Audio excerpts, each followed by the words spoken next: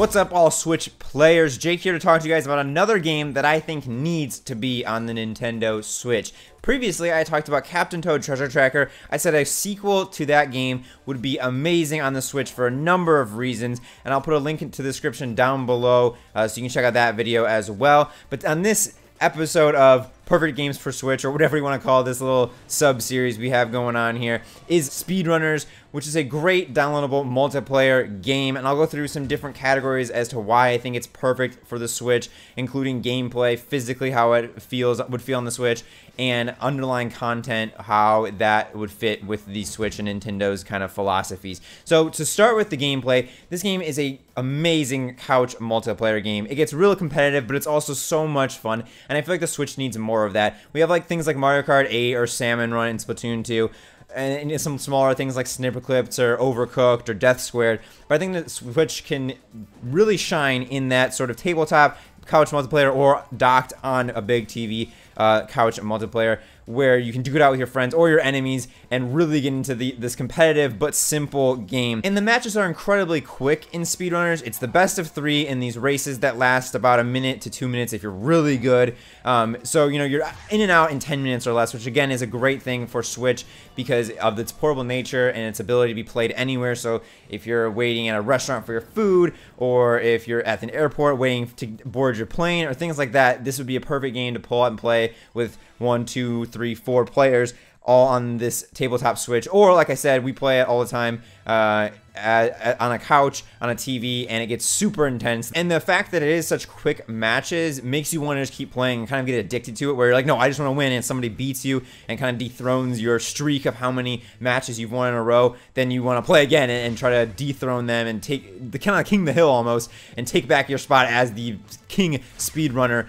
Which I think is an awesome thing for Switch, where it's something that really makes you want to keep coming back to it. And it's not super complex. It is very simple, but they just nail it really well, and it makes you want to just keep playing it over and over again, try out different maps and different characters and things like that. And while it does seem like a tricky game to play at first when you see it, because of all the grappling, the jumping, the timing, the speed of it, how the screen is condensing as you're running, it's really pretty simple in its mechanics, and once you get the feel for it, you can easily and quickly kind of level up and become a experienced player. And it does have some nice mechanics with its item choice and how those are designed, that it does kind of balance out the difference between a very experienced, skilled player and an intermediate player, because it does add in a little bit of chance or luck, like a Mario Kart game with blue shells, red shells, things like that, or stars. They have some like grappling hooks that can pull enemies back, or boulders or things like that, that can definitely turn the tables of the race, even if you think somebody is way out ahead in front. There's also the fact that as the screen is condensing, there's sort of a first player advantage. Whoever's in the lead in that specific race has a disadvantage because they can't really see what's coming next, whereas the person in second or third behind them can see and let them hit the blocks or hit the walls or miss the jumps, and then they can react because they can see it coming onto the screen, whereas the player in first place can't really see it. They're totally running blind unless they memorize all the courses, which I don't think many players do except for like pros at this game. So there are a lot of mechanics that bring the game to a more balanced level, more level playing field for everybody. Obviously, if you're a brand new player playing it, somebody who's been playing it for years, there's going to be you're not going to have a chance. But once you get the hang of it, it is a pretty quick scale up once you get over that initial learning curve hump at the beginning, and then it's just super fun and competitive, and you want to try to make every jump perfectly and always be in the running for the victory. And like I said before, it's not a super complicated game. It's basically a 5-button game with movement, which sounds like a lot, but it's not, and I feel like it work really, really well on single Joy-Con. So if you're playing tabletop mode with 3 other friends and you're all just using a single Joy-Con turn on its side, you would feel perfectly fine. You have basically jump, item use, slide, and grapple, which could easily map to the 4 buttons on the Joy-Con, and then a turbo, which can be on the sort of trigger buttons of the Joy-Con, and then you have movement, which the sticks would feel great because you're basically just moving left or right on the screen. So I feel like this would work great with Pro Controller or, you know, a grip, but also single Joy-Con would feel fine, and everybody kind of be on the same playing field using single Joy-Con, and it wouldn't feel wonky or too hard to play, or feel like you're at a disadvantage if you were using single Joy-Con against even a Pro Controller. And also, the game works great because it's not a split screen multiplayer game, so you could play tabletop on the small Switch screen and be okay, because everybody would sort of have the same disadvantage of a small screen and everybody's on the same screen, so you're not trying to divvy up that already small portable handheld Switch screen into 4 more quadrants like Mario Kart does with just 2 people. This, you get the full screen, so you have everybody on the same screen, and that makes it even more suitable for that tabletop play. And then obviously if you're playing on a TV, you can see it in all its glorious vector art velocity. So again, how it would physically fit onto the Switch in terms of controls and the handheld nature of the Switch, I feel like it would work really well because you're all on the same screen, you have pretty simple controls, and it's more about timing of it and how well you can time your jumps and your item use and your running and change of direction, which is something that can be done on even a single Joy-Con. Another thing that Nintendo likes to do with their games is update regularly with patches or new content, and I feel like while Speedrunners wouldn't be a AAA title that would be something of a focus for Nintendo to be updating regularly, it could easily be updated regularly with a variety of things. For example, this game has, skins for its runners, which is just colorways, but Nintendo could add a little bit of flair where they have, skins for certain runners based on their launches. So if Mario Odyssey is coming out, maybe you give a certain character like a Mario outfit or a Mario hat, or with Splatoon 2, you give, some inkling tentacle hair to one of the characters. Or things like that, I think could be really cool and easy little additions that they could add into Speedrunners. There is one character already in Speedrunners, Excel, and he is like a businessman during the week, and then at Friday night at midnight, his character actually changes to XL, the letter X, letter L, and he's like this teenage guy with a boombox and, open shirt and chain, and,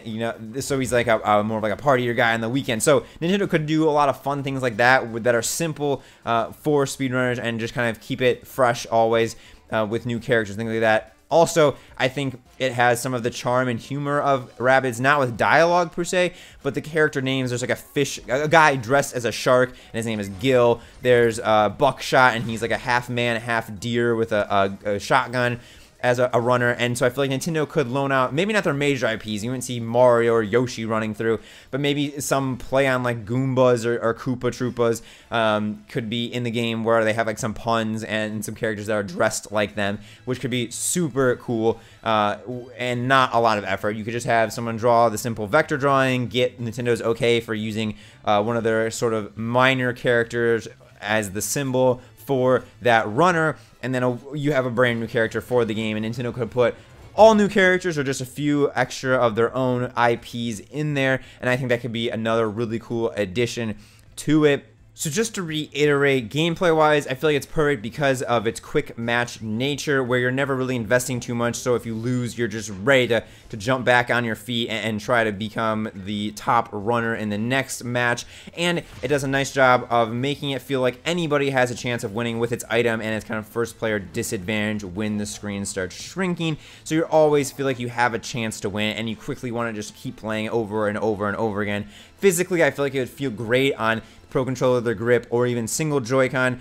to play with as many of your friends as you can, and maybe some HD rumble in there when you're getting hit by blocks or things could add some extra tension and excitement to the match, maybe even some grapple feeling. When you get pulled back by the golden hook, you could, feel some rumble or something there. That would be really, really cool. And like I said, it's all on the same screen. It's not a split screen multiplayer, so when you're playing on the big screen, it's easy, and when you're playing on tabletop mode, I feel like it also translates very well. And then content-wise, I feel like Nintendo could easily loan out a little bit of their great base of IPs that they have been working on for years. Like I said, some Mario minions or some DK baddies, and let them incorporate them into the game, or with launches, they could add some extra skins or things like that, which I think would be really fun and keep this game alive for a long time. And I think it's just a perfect downloadable title to have on your Switch as a quick multiplayer, something along the lines of like a Rocket League or a Towerfall or an Overcooked, where it's not something you're going to be playing every day, but when you have friends around, or brothers or siblings or family members, and you want to just play something that's fun and can get over quick, you can pull this out. And I feel like it's just a very, very good title, and something that the Switch needs more of, that couch multiplayer that can be intense, but at the same time be completed in a short amount of time. So let me know in the comments down below what you think of this game. If you are a fan of Speedrunners already, do you think it should come to the Nintendo Switch? If you've never played this game or seen it, do you think this looks like a lot of fun? And what I have said, does it make sense that it should come to the Switch and would be a great downloadable multiplayer game to have? Let me know in the comments down below your thoughts and opinions. Make sure you subscribe and hit the notification bell to stay up to date on all things Switch Force related. And until next time, on the series of what needs to be on Nintendo's juggernaut of a console, Switch Force out.